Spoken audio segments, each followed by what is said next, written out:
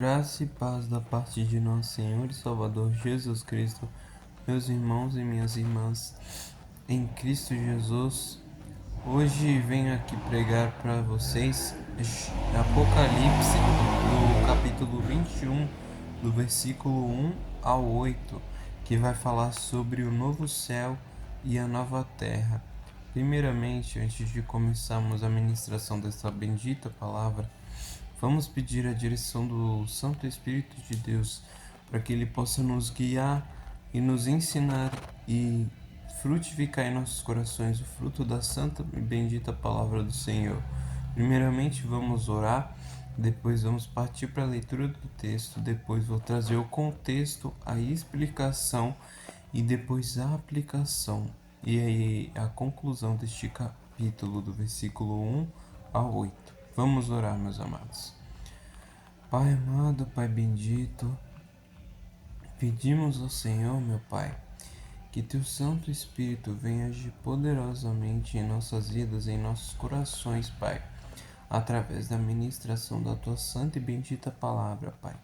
Que o Senhor venha usá-la, Pai, como uma arma em Tuas mãos, meu Pai, para penetrar o mais profundo de nossos corações, Pai, e mostrar para nós, Pai, que todos aqueles que creram em Teu Filho amado Jesus, Pai, desfrutarão desta eternidade gloriosa com o Senhor, Pai, aonde haverá novos céus e nova terra, Pai, aonde não haverá mais choro nem dor, Pai, nem morte, meu Pai, porque todas essas coisas já passaram e tudo se fez novo, meu Pai. Então, Pai, pedimos ao Senhor, Pai, nos edifique com essa santa e bendita palavra, Pai, e que aqueles que aqui estão assistindo este vídeo, Pai, que não conhecem a Tua palavra, que não conhecem a Ti, Pai, que venham conhecê-lo a partir de agora, meu Pai, e que o Senhor conceda fé a elas, para que elas venham ter fé verdadeiramente transformadora e salvífica em Cristo Jesus, meu Pai. O único nome, Pai, a ser proclamado, o único que pode salvá-las, Pai, e transformá-las, Pai, para que possam desfrutar dessa eternidade no novo céu e na nova terra com o Senhor, Pai. Pedimos a Tua direção, Pai. É o que nós pedimos, Pai. Em nome do nosso único Senhor e Salvador Jesus Cristo. Amém. Vamos para a leitura do texto. Apocalipse, capítulo 21, versículo 1 ao 8. Vamos lá. O novo céu e a nova terra. E vi um novo céu e uma nova terra, porque já o primeiro céu e a primeira terra passaram, e o mar já não existe. E eu, João, vi a santa cidade, a nova Jerusalém, que de Deus descia do céu, adereçada como uma esposa, ataviada para o seu marido. E ouvi uma grande voz do céu que dizia: Eis aqui o tabernáculo de Deus com os homens, pois com eles habitará, e eles serão o seu povo, e o mesmo Deus estará com eles e será o seu Deus. E Deus limpará de seus olhos toda lágrima, e não haverá mais morte, nem pranto, nem clamor, nem dor, porque já as primeiras coisas são passadas. E o que estava sentado sobre o trono disse: Eis que faço novas todas as coisas. E disse-me: Escreve, porque estas palavras são verdadeiras e fiéis. E disse-me mais: Está cumprido. Eu sou o Alfa e o Ômega, o princípio e o fim. A quem quer que tiver sede, de graça lhe darei da fonte da água da vida. Quem vencer herdará todas as coisas, e eu serei seu Deus, e ele será meu filho. Mas quanto aos tímidos e aos incrédulos, e aos abomináveis, e aos homicidas, e aos fornicadores, e aos feiticeiros, e aos idólatras, e a todos os mentirosos, a sua parte será no lago que arde, com fogo e enxofre, o que é a segunda morte. No contexto desse capítulo, do capítulo anterior, do 20, João, ele já tinha visto o juízo final lá no capítulo 20. Só vocês lerem depois lá e vocês vão ver. Agora ele vê nesse capítulo 21 o recomeço eterno, que não é um remendo, mas é um novo mundo criado pelo próprio Deus. Primeiro vamos começar pela explicação do versículo 1 ao 2, que fala sobre o novo céu e a nova terra. Vi novo céu e nova terra, pois o primeiro céu e a primeira terra passaram. O pecado ele corrompeu toda a criação. Deus ele não vai consertar esse mundo quebrado.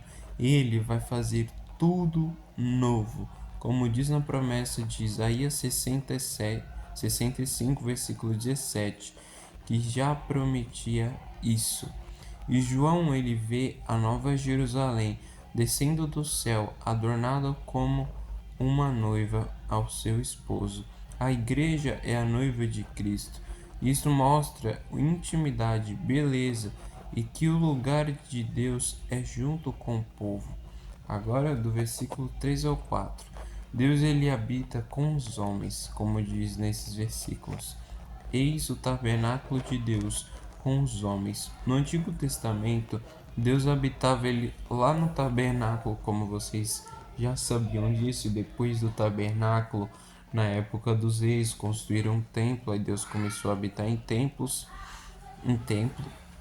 Agora ele mesmo vem morar com a gente, face a face. E aí vem a quarta promessa que resolve as quatro maiores dores da humanidade. Primeiro é: enxugará toda lágrima, fim da dor emocional. O segundo é: não haverá mais morte, fim da dor física. Terceiro: nem luto, nem pranto, nem dor, fim da dor relacional. As primeiras coisas passaram, fim do ciclo de pecado e maldição. Tudo que há neste mundo em que não foi o plano da criação de Deus lá no Éden, tudo isso acabará um dia, no novo céus e na nova terra. Agora dos versículos 5 ao 6. Tudo novo e consumado. Aquele que está no trono diz: Eis que faço novas todas as coisas. E ele confirma: está feito. É a mesma palavra de Jesus na cruz: está consumado. A obra da salvação está completa. E o próprio Jesus diz que ele é o alfa e o ômega, o princípio e o fim. Quem tem sede, ele dá de graça da fonte da água da vida. Isso liga direto com João 4. Jesus ele continua oferecendo água viva. Como vocês viram na pregação que eu fiz aqui de João capítulo 4, Jesus falando com a mulher samaritana. Interessante que primeiramente ele que começa a falar com ela, tá ligado com esse texto também, que ele disse: dai-me de beber. Isso é uma coisa muito bonita, porque antes mesmo da gente se relacionar com Deus, Ele mesmo vai querendo se relacionar com nós primeiramente. E como lá em João e também aqui em Apocalipse capítulo 21, Jesus ainda está disposto, ainda está oferecendo essa água da vida, essa água que traz vidas para lugares, para pessoas que estão mortas em seus delitos e pecados. Então lembrem-se, enquanto há respiração, enquanto há fôlego, há vida para essa pessoa em Cristo Jesus. Agora vamos trazer a explicação do versículo 7 ao 8. Duas escolhas, dois destinos. Do versículo 7 que diz: o vencedor herdará estas coisas. Vencer é permanecer em Cristo até o fim. Para quem vence, Deus será Pai e nós seremos filhos. Mas no versículo 8, olha o que diz, meus amados. Mas também há um alerta sério para covardes, incrédulos, abomináveis, assassinos, imorais, feiticeiros, idólatras e mentirosos. A parte deles será no lago de fogo e enxofre. Isso é a segunda morte, a separação eterna de Deus, como diz no versículo 7, que mostra como será a vida eterna de todos aqueles que creram em Cristo Jesus e como que será a morte eterna de todos aqueles que não creram e rejeitaram a Deus sua vida inteira e nunca se arrependeram de seus pecados e creram em Cristo. Para esses já tem a sua parte no lago de fogo e enxofre. Esse texto parece bem duro, meus amados, mas é a pura verdade de nosso Senhor, meus amados, porque Deus está dando tempo a toda a humanidade para que eles se convertam de seus maus caminhos e busquem a tua face.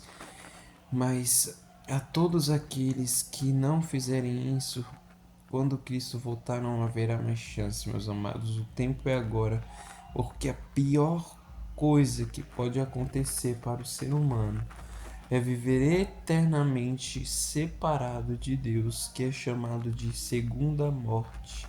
É a pior coisa que pode acontecer a nós, meus amados. Agora eu vou trazer a aplicação desse capítulo. Primeira é esperança total. Deus, ele vai enxugar toda lágrima e morar com a gente. O sofrimento, ele tem prazo de validade. O sofrimento, ele não vai ser eterno. Como diz a própria palavra que nós acabamos de ler, que Deus, ele enxugará toda lágrima de nossos olhos. Não haverá mais dor nem morte, porque tudo será coisas passadas. Isso mostra pra gente de que traz uma esperança de que tudo que a gente passa aqui não será para sempre. Isso não estará eternamente, mas tem um prazo de validade para acabar. Esse prazo é quando o nosso Senhor e Salvador Jesus Cristo voltar, julgar o mundo conforme tua santa e bendita justiça.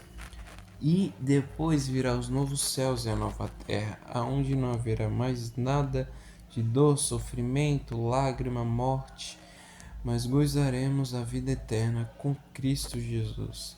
E o segundo aplicação, que é um chamado de urgência para todos aqueles que estão aqui ouvindo essa palavra, que existe um lá fora e um aqui dentro.